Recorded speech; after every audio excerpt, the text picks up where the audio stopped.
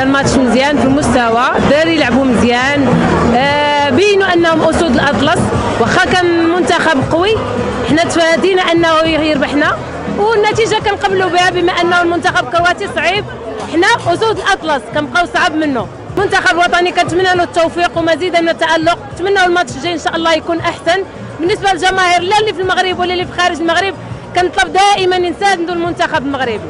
وبطبيعه الحال راه اي واحد غادي تعجبو النتيجه ديال 0-0، خصوصا انك لعبتي ضد كرواتيا منتخب اللي ماشي سهل، اللي فيه مودريتش وفيه واحد وسط ميدان اللي لمستوى عالي. كنا كنتمناو ان النتيجه تكون احسن من هذه، لكن كما قلنا ضد كرواتيا وخديتي نقطه، راه برافو على الوليدات. المنتخب المغربي كان الاداء مزيان، كان الحمد لله قدرنا نخرجوا بواحد النتيجه اللي بالنسبه لي هي ايجابيه دابا، حيت على حسب انه لو بروميير ماتش، وكيف كنعرفوا انه لو بروميير ماتش سقاش كيكون طالع. الحمد لله، وكنشكروا المنتخب المغربي اللي قدر يفرحنا، وكنشكروا وليد الركراكي لانه قدر بحال كيدير دي سيزون اللي هما غير فلاشي ويطلع من النفسيه ديال اللاعبين. بالنسبه بحال هكا لي شونجمون تبارك الله كانوا في بلاصتهم، ونتمناو بحال هكا علاش لا يتخلق العنصر ديال المفاجاه ونديو جوج ماتشات رابحين ضد لا بلجيك وضد المنتخب الكندي.